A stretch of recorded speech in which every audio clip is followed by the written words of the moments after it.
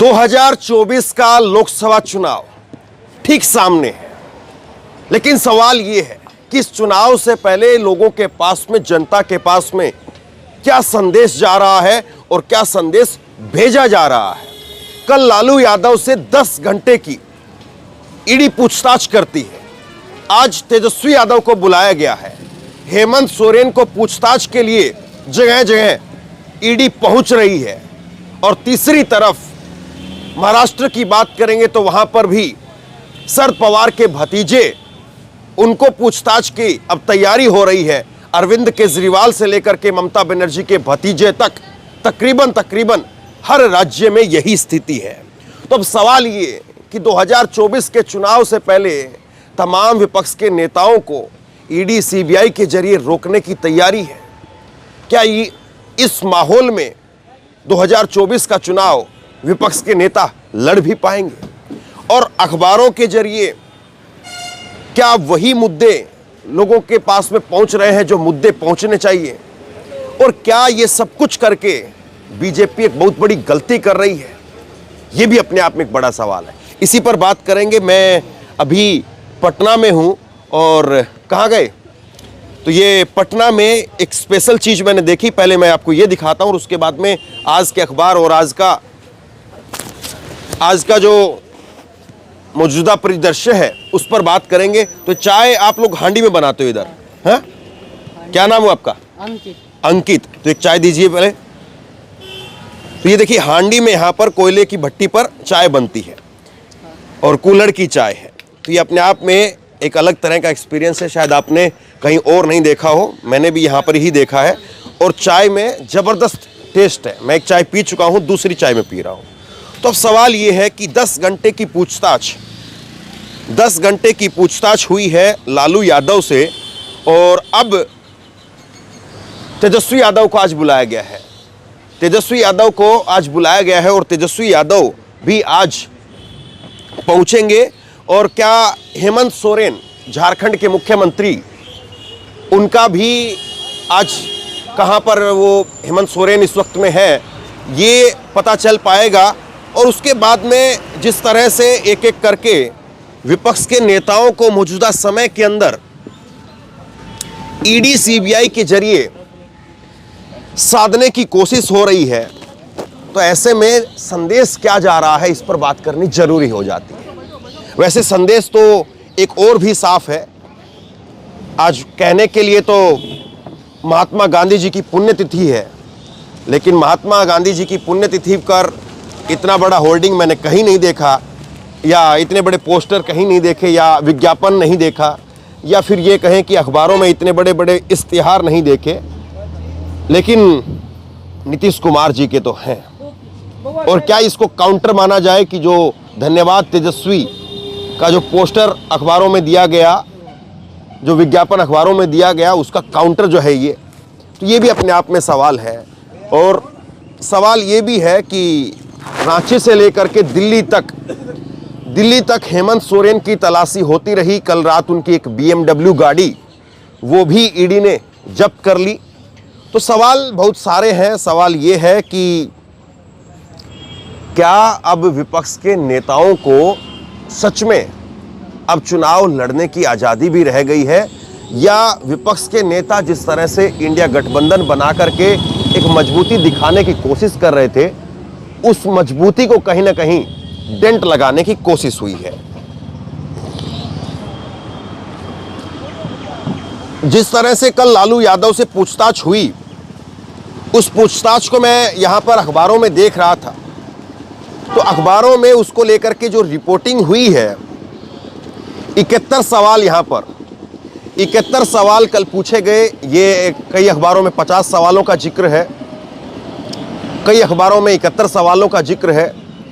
लेकिन जिक्र इस बात का नहीं है कि मौजूदा समय के अंदर करीब 121 नेताओं पर इस वक्त ईडी की कार्रवाई चल रही है। और 121 में से 115 नेता विपक्ष के हैं। इस बात का जिक्र किसी अखबार में नहीं कि आखिरकार 121 नेताओं के ऊपर जब कार्रवाई चल रही है तो उसमें 95% 95% यानी 115 वो केवल और केवल विपक्ष के ही क्यों हैं? और इस बात का जिक्र नहीं है कि ईडी ने अभी तक 5,906 मामले दर्ज किए हैं, लेकिन ट्रायल केवल 25 का हो पाया है। इस बात का जिक्र नहीं है। तो जो मूल सवाल है, क्या उस पर बात हो रही है, या केवल सरकार की तरफ से, या कल जो मैंने कहा वहां पर भी कि एक प्रेस विज्ञप्ति जरूर जो है वो ईडी की तरफ से जारी की गई है, बाकी जो सवालों की फेहरिस्त आपको अखबारों में या टीवी में दिखाई जा रही है कि ये सवाल पूछे गए, ये सवाल पूछे गए, या इन सवालों का जवाब दिया या नहीं दिया, वो सब कुछ सूत्रों के हवाले से है। और इस सूत्रों के हवाले से कौन किसका कितना माहौल बना रहा है और कौन किसका माहौल कितना खराब कर रहा है, ये तो आप समझ ही सकते हैं। लेकिन सवाल ये है कि ईडी के नेताओं पर तो शिकंजा जरूर है। और याद करिए, पिछले 10 साल में जब नरेंद्र मोदी की सरकार है, तो पिछले 10 साल के अंदर क्या किसी नेता से, क्या किसी बड़े नेता से ईडी ने 10 घंटे की पूछताछ की है जिस तरह की पूछताछ लालू प्रसाद यादव से हुई है? 75 साल की उम्र है, और 75 साल की उम्र में जो व्यक्ति किडनी का ऑपरेशन करवा करके आया है, उससे 10 घंटे की बैठा करके पूछताछ की जाती है। क्या ऐसी पूछताछ हमने विपक्ष के किसी नेता की देखी है? आप कहेंगे कि जवाब नहीं है, तो इसका जवाब एक और नहीं, आप सुन लीजिए कि विपक्ष के वो तमाम नेता जो जब तक विपक्ष में थे तो उन पर कार्रवाई की गाज लटकी रहती थी, लेकिन जैसे ही सत्ता पक्ष में पहुंचे तो फिर उसके बाद में सब कुछ शांति और सन्नाटे की चादर में लपेट दिया गया। याद करिए, प्रधानमंत्री नरेंद्र मोदी जी ने एनसीपी की फुल फॉर्म बताते हुए कहा था नेचुरली करप्ट पार्टी, और वही नेचुरली करप्ट पार्टी और उसी नेचुरली करप्ट पार्टी के नेता शरद पवार के भतीजे अजीत पवार, जिनके लेकर के बीजेपी चक्की पीसिंग एंड चक्की पीसिंग का नारा देती थी, वही अजीत पवार बीजेपी के उप मुख्यमंत्री बन गए। और उसके बाद में नेचुरली करप्ट पार्टी, वो भी कहीं पूरा का पूरा अजीत पवार को ना सौंप दी जाए, जिस तरह से शिवसेना का हश्र हुआ है। सवाल इस बीच में ये भी है कि जिस तरह से नीतीश कुमार इस खेमे से उस खेमे में गए हैं, तो क्या उनका भी शिवसेना वाला हश्र होने वाला है? दरअसल मौजूदा समय के अंदर जिस तरह से चीजों को दिखाया बताया जा रहा है, वो अपने आप में बहुत अलग है। मैं आपको एक और उदाहरण दूंगा। अब जरा ये दिखाइए, अखबार के पहले पन्ने पर चर्चा है कि प्रधानमंत्री नरेंद्र मोदी ने परीक्षा पर चर्चा की, और परीक्षा पर चर्चा करके प्रधानमंत्री नरेंद्र मोदी 10 करोड़ चुनौतियां हैं तो अरबों समाधान भी हैं, इस बात का जिक्र करते हैं। लेकिन इसी अखबार के दूसरे पन्ने पर, यह पहला पन्ना है अखबार का जहां पर प्रधानमंत्री नरेंद्र मोदी 10 करोड़ चुनौतियां हैं तो अरबों समाधान है, इस बात का जिक्र करते हैं। तो यहां से आप यहां आ जाइए, और यहां पर दूसरे पन्ने पर खबर छपी है छोटी सी, और इसमें लिखा है मम्मी पापा मैं जेई नहीं कर सकी।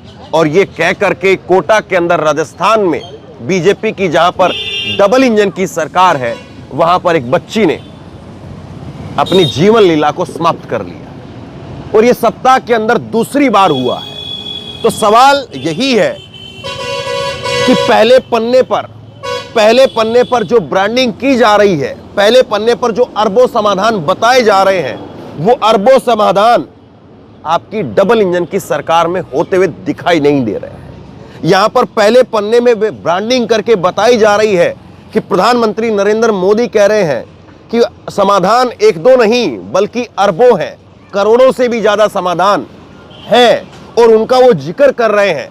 और उस जिक्र को पहले पन्ने की ब्रांडिंग के तौर पर लोगों को दिखाया और बताया जा रहा है। लेकिन दूसरे पन्ने पर जब आप आते हैं तो पोल खुलती हुई नजर आती है। लेकिन दूसरे पन्ने की इस खबर पर कितने लोगों की नजर गई है, और कितने लोग इस खबर के साथ कनेक्ट करके पढ़ पाएंगे, समझ पाएंगे, ये भी अपने आप में एक बड़ा सवाल है। और सवाल ये भी है कि कि क्या इस मैसेज को जनता सही से समझ भी पा रही है। जिस तरह से मौजूदा समय के अंदर ब्रांडिंग का खेल है, और ये ब्रांडिंग का खेल इसी तरह से है, सरकार में बैठे नेता अपने नेता की पूरे पन्ने का विज्ञापन देते हैं। सरकार में बैठे नेता अपने नेता का पूरे पन्ने का विज्ञापन छपवाते हैं, लेकिन राष्ट्रपिता महात्मा गांधी की पुण्यतिथि के ऊपर कोई विज्ञापन जो है या उनके विचारों को लेकर के सरकार की तरफ से कुछ किया गया हो, वो दिखाई पड़ता नहीं है। तो ऐसे में सीधा सरल और स्पष्ट सवाल ये कि जनता को जो कुछ दिखाया जा रहा है, क्या जनता उसको बखूबी समझ रही है? क्या जनता इस मैसेज को भी समझ रही है कि वाकई जो बात हो रही है, जो बात बताई जा रही है, जो दिखाई जा रही है, हकीकत उससे उलट है और हकीकत उससे कोसों दूर है। अब सवाल ये उठता है कि 2024 के चुनाव से पहले क्या इन चीजों के कोई मायने बचे भीगे, या 2024 के चुनाव से पहले ये सारी चीजें जो बारीकी से समझने वाली हैं, गहराई से इनमें उतर करके देखना चाहिए, वो सब चीजें हवाई हो जाएंगी और जिक्र सिर्फ और सिर्फ मंदिर का रहेगा, जिक्र सिर्फ और सिर्फ डबल इंजन का रहेगा, जिक्र सिर्फ और सिर्फ मोदी की नीतियों का रहेगा। या क्या काम हुआ, उसकी रिपोर्ट कार्ड लोग देख पाएंगे, परख पाएंगे? सवाल फिर इस बात का भी है। जिस तरह से मौजूदा समय के अंदर ईडी और सीबीआई के जरिए लगातार एक माहौल बना करके विपक्ष के नेताओं के ऊपर शिकंजा कसना या विपक्ष के नेताओं के वोट बैंक को अपनी तरफ करना, वो तो जरूर होता हुआ दिखाई दे रहा है, लेकिन क्या आंकड़ों के तौर पर लोगों को यह भी बताया जा रहा है कि हमने कितने अपने नेताओं को भी जेल के सलाखों के पीछे भेज दिया है?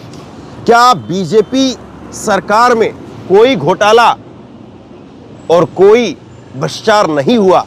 अगर आप ये मान करके चल रहे हैं तो मैं आपको एक खबर और दिखा देता हूं, ये खबर भी आपके लिए दिलचस्प होगी।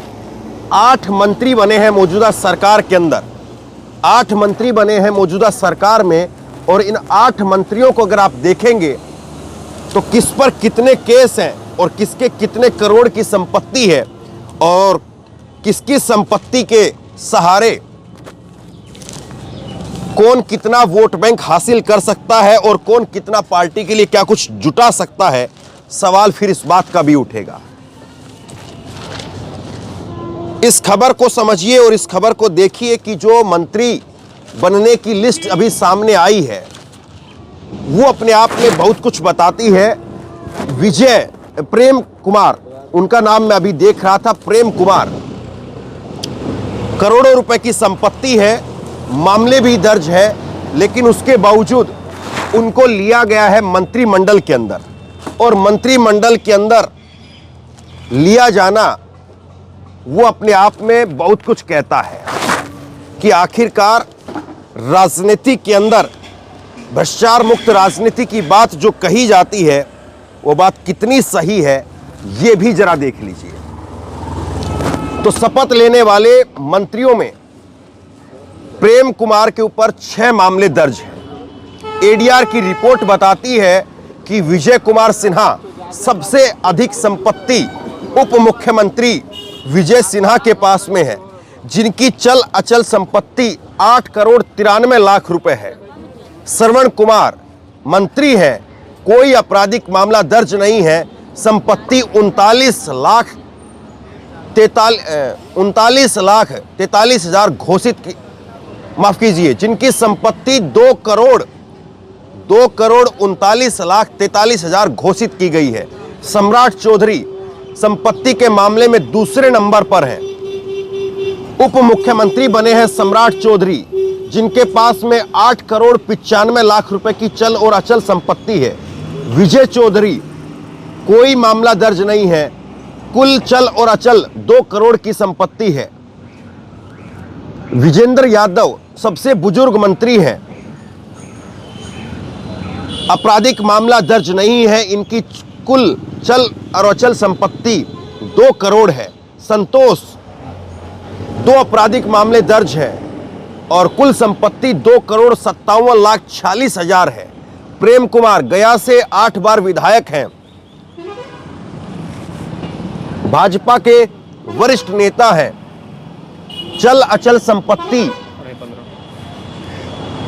1,70,00,000 और 6 इनके ऊपर केस दर्ज हैं। तो कुल मिलाकर के ये मौजूदा मंत्रिमंडल की तस्वीर है। लाखों करोड़ों रुपए की बात इस वक्त में विपक्ष के नेताओं को लेकर के जरूर दिखाई जाती है। ये तो घोषित संपत्ति है। आप सोचिए कि क्या जो नेता बरसों बरस रहे हैं सत्ता के अंदर या सत्ता के साथ, 2 करोड़ की संपत्ति के मालिक होंगे या 200 करोड़ की संपत्ति के मालिक होंगे या 2000 करोड़ संपत्ति के मालिक होंगे, लेकिन केवल और केवल पेंट करके यह दिखाना कि फला नेता ने और फला विपक्ष के नेता ने ही इतनी अकूत संपत्ति हासिल कर ली है, वो कितना सही है और कितना बेईमानी है, इस बात को भी जरा परखिए। तो सवाल यही है कि मौजूदा समय के अंदर जनता तक कितना सच पहुंच रहा है और मौजूदा समय में जनता को कितना सच दिखाया जा रहा है और मौजूदा समय में कितना बनावटी सच वो लोगों को बताया जा रहा है। और ऐसे में बड़ा सवाल ये भी है कि जनता क्या अपनी समझ उतनी विकसित कर भी पाई है कि 2024 के लोकसभा चुनाव को मुद्दों के ऊपर फोकस करके जनता दिखा भी पाएगी और ये चुनाव मुद्दों के ऊपर लड़ा जाएगा, लोगों के मुद्दों पर लड़ा जाएगा, लोगों के मुद्दों पर ये चुनाव होगा, या इस चुनाव से पहले ही सारे मुद्दे गौण हो जाएंगे और सारे विपक्ष के नेता अपने अपने आप को बचाने की जुगत में लगे होंगे और चुनाव दूर से आप देखते रहिए और दूर से विपक्ष देखता रहेगा और ऐसे में 350 क्या 400 भी पार हो जाएगा। सवाल बहुत सारे हैं, लेकिन एक एक करके वक्त ही इन सवालों के ऊपर से शांति की, सन्नाटे की जो चादर लिपटी हुई है उसको उतारेगा और फिर उसके बाद में उसके नीचे की सच्चाई वो आपको नजर आने लगेगी। शेयर कीजिए इस खबर को, लोगों तक पहुंचाइए और इसी तरह की तमाम खबरों के लिए ऑनलाइन न्यूज़ इंडिया को सब्सक्राइब कीजिए। साथ में जो बेल आइकन है घंटी उसको जरूर दबाइए ताकि जैसे ही कोई खबर अपलोड करें उसकी नोटिफिकेशन सीधे सबसे पहले आपको मिल सके। अगर ये वीडियो फेसबुक पर देख रहे हैं तो फेसबुक पर हमारे पेज को लाइक कीजिए, फॉलो कीजिए और इस खबर को शेयर कीजिए। आपका बहुत बहुत धन्यवाद।